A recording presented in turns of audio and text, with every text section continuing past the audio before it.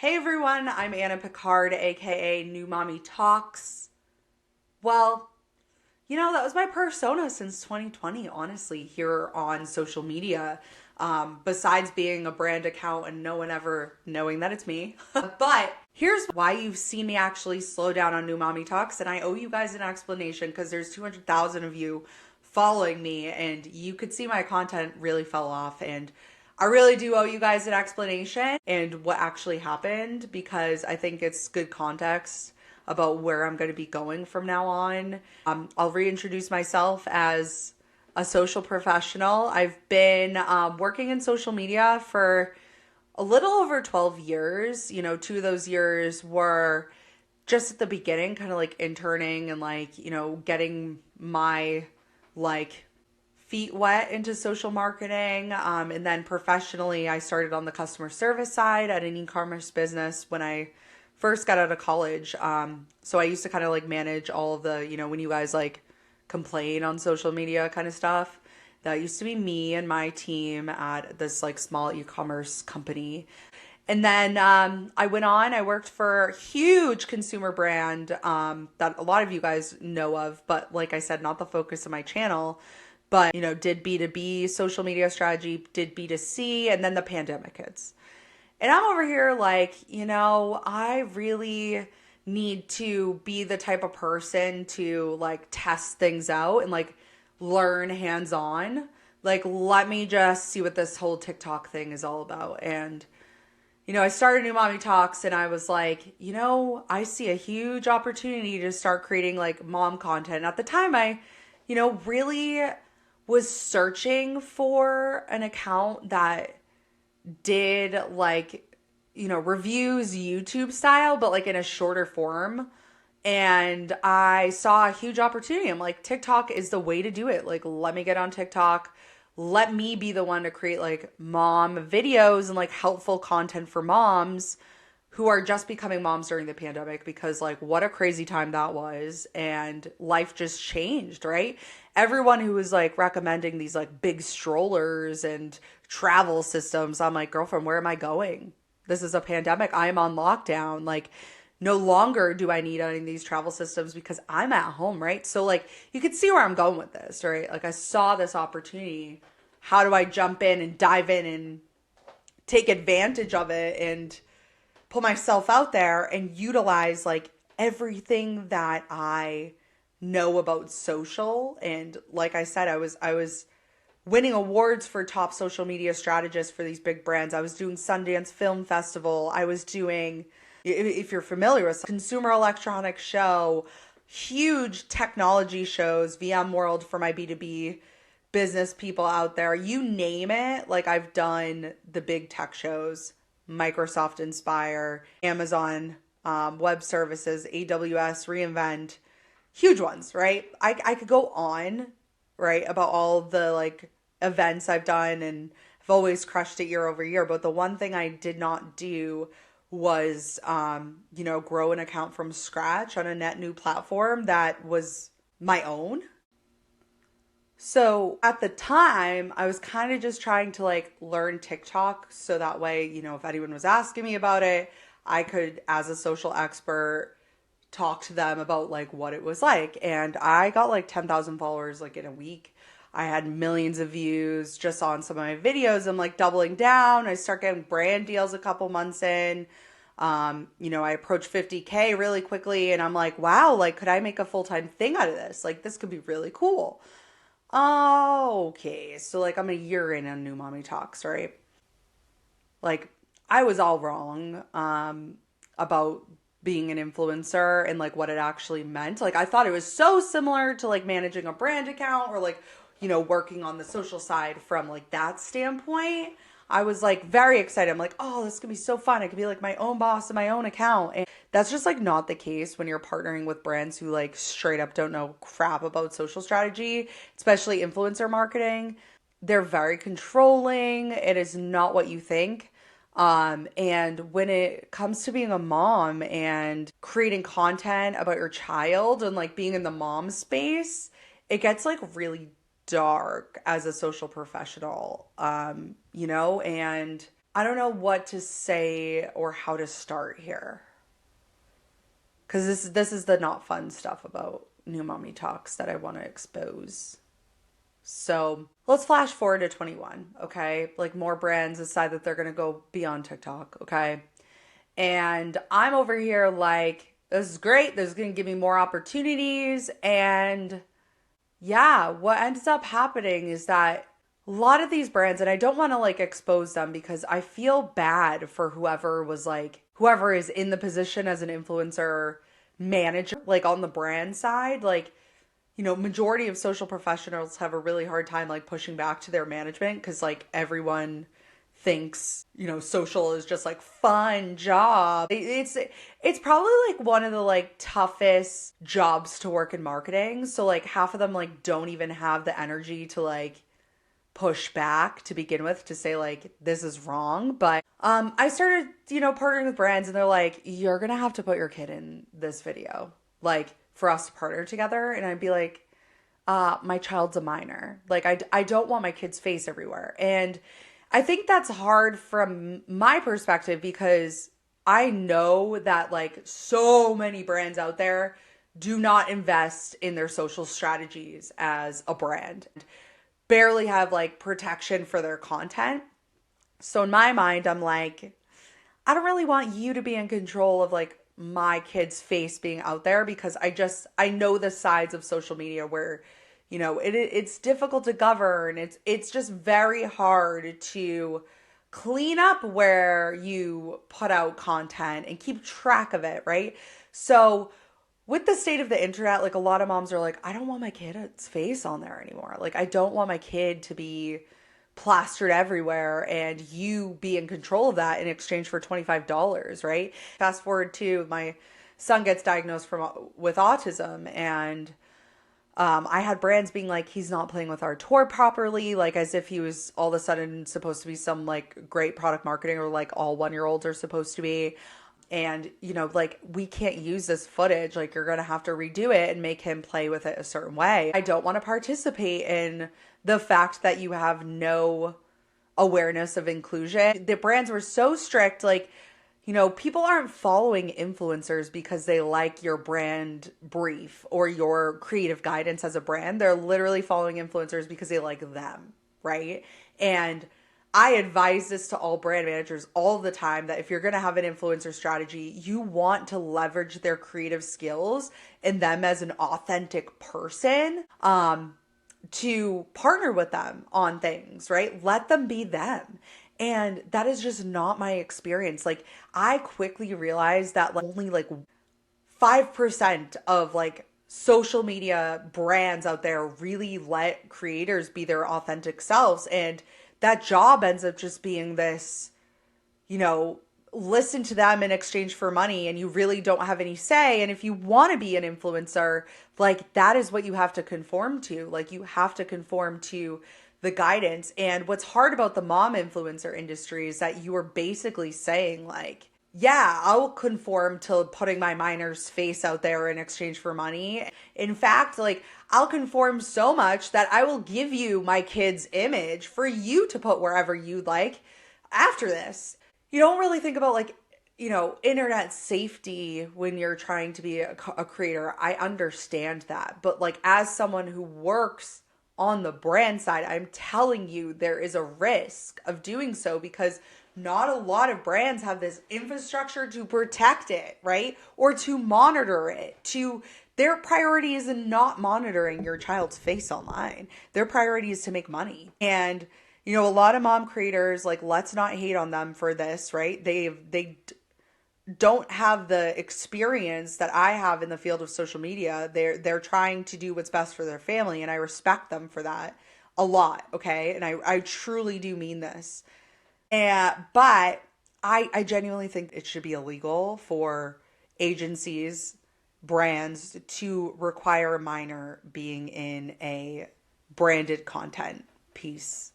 And I will stand behind that. I think it should be illegal because that kid has no say, right? And I started to not enjoy New Mommy Talks as much as I did because I didn't want to participate this in like, I didn't want to you know, change my values just to make money. And it wasn't what I was in for, right? Like when you go into something with your goals, like you got to stay true to what your goals are and really like think about like what's your reason why? My reason why for New Mommy Talks is always, like I said, like grow my personal knowledge of social media so I can be the best social media expert out there. I can be the top social voice for brands and executives to trust when they are making decisions about their business. Like that is what I aspired to be, and never inspired to be an influencer. Do I have 200,000 followers? Yes. I cannot continue to be in the mom space because of how dark it is on the partnership and brand creator side. And, the network of moms who have to hustle to, make money and make an income now that they've dedicated their life to content creation. They're stuck in this crappy place because there are no governance on the fact that like brands can basically make you, if you want to make money and monetize your channel, they'll require that your kid's face is out there, or they'll require that your kid, is basically like a paid actor for them and is using a toy in a certain way or is modeling it the way that they want it to be. And it's like all of a sudden you're like straight up leveraging your child, as like an actor. And the industry kind of grossed me out. And I tried to do what I could to like, shift my content to just focusing on the perspective of being a mom and double down on my gestational diabetes journey, which I'm sure some of you guys are like, ew. That was my way of feeling better about, continuing my TikTok in a sense before I was ready to like speak about this and like really gather my thoughts. But, my passion really lies in social strategy, and I gotta like figure out how to like shift it to that. And I can educate you guys on this as much as I can.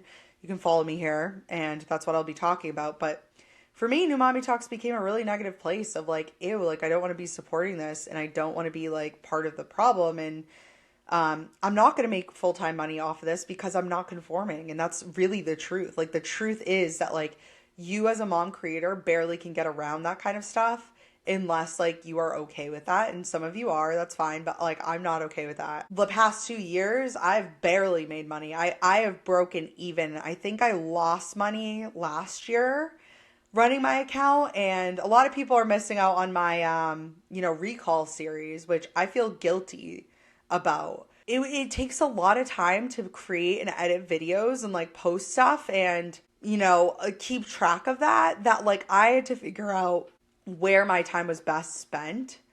And like I truly do believe there needs to be other avenues. There's a lot of politics when it comes to recalls. I've gotten my fair share of hate from probably like lobbyists or people that are hired by brands, which I'll talk about that at some point when I do my series about like what it actually takes to be an influencer. But it's very draining. There's so many amazing safety advocates out there on TikTok, and not to say that I like wasn't a big part of it and wasn't one of them. Like I definitely am, and it's something I am very passionate about. The hardest part for me is not doing my recall series. I'm so freaking passionate about social media and social media education that like I think I can make change in this industry from the experience that I have by educating social media professionals on like why this is completely wrong and like gonna hurt your brand in the long run. I believe one day this will be a law, and like if I could advocate for that, like my dream would be to pass a law that like protects children from being online, because money literally is what drives motives. And moms, we're already underpaid, okay? We're already known to be underpaid. You'll see there's so many lawsuits about women in the workplace and how underpaid we are. So you could see how compelling it is for those moms to create those Instagram accounts, those TikTok accounts. I get it. You're a hustler and I respect you for it. But I want to hold these brands accountable, and I'm talking to you brands. You, and not the influencers. Do not come after them with hate. I'm talking to you brand account managers. Stop requiring this. Stop fueling the fire, okay? It is not okay to tell me that I need to direct a 1-year-old in a certain way that fits your brand aesthetics. All of this sounds like it is a gain for capitalism and brands and literally no protection for children. Those brands that do that, like, you don't care about kids. You do not care about kids. If you care about kids, you would not require them to have to be in product reviews. You don't care, okay?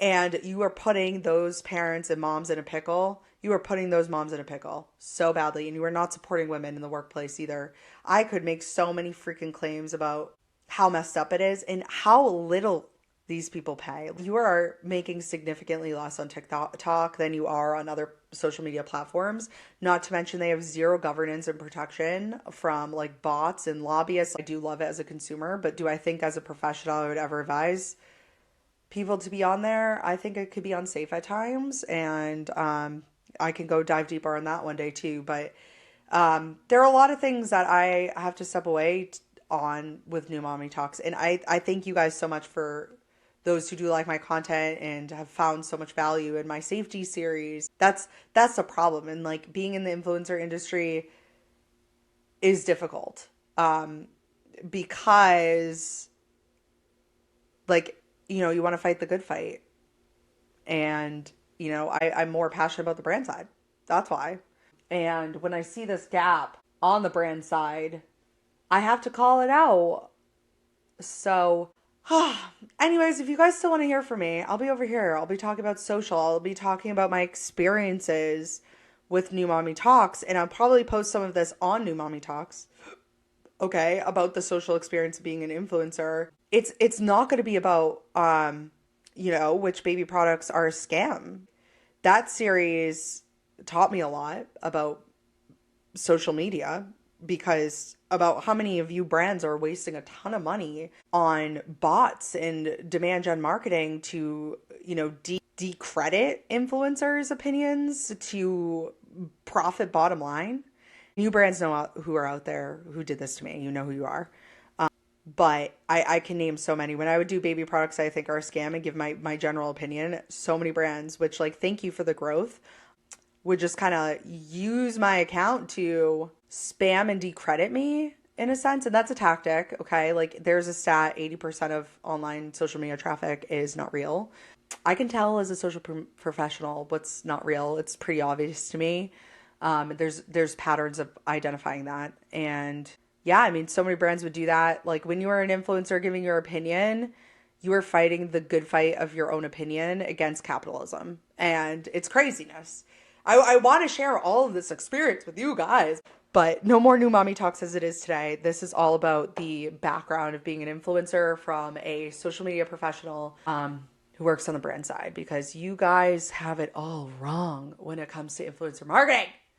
It's not what you think it is. It's not as simple as like anyone can be a creator. Like you need to have the guts and put your ego aside, and you are about to get steamrolled. Do it for amplifying your message, but know that like amplifying your message isn't always going to be the profitable route or like worth your time investment. And you got to know when to like cut it off or switch gears. Like I would love to teach everyday consumers on New Mommy Talks about like what it's like to be on the influencer side and like how to avoid freaking scams in the social media industry if you want to be a content creator, because so many people out there think they're social media experts and they're freaking not at all. Like they end up being like a scammer for selling their like course to straight up like scam moms into thinking that this is some lucrative thing that they can do from home that makes them no money. I could go on for days about that, but I hope you enjoyed this video, and thank you guys so much for watching and following me for the past 4 freaking years. We've been together for 4 years. That's nuts.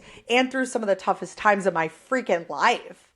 But this is a good time of my life, and I'm in a good space to do what I am passionate about. And it's educating social media leaders and the everyday freaking consumers about what social media really is. And if you want to pursue a career in this, whether it be an influencer, whether you are a social media leader today and you know, need help proving the value of social media to these like tough upper people, I got you. Like I'm here for you. I've done it and I am successful at it. It's like the best thing, the thing I am most passionate about. And I'm sure a lot of folks didn't know that about me who followed me here on New Mommy Talk. So thank you guys so much. Follow me on my YouTube channel. Follow me here if you still want to hear about social and the background of it. But I love you guys so much. I'm so excited to open this new chapter and what I'm passionate about. So I hope you guys enjoyed this and I look forward to connecting and getting all of your opinions. Comment below. Let me know.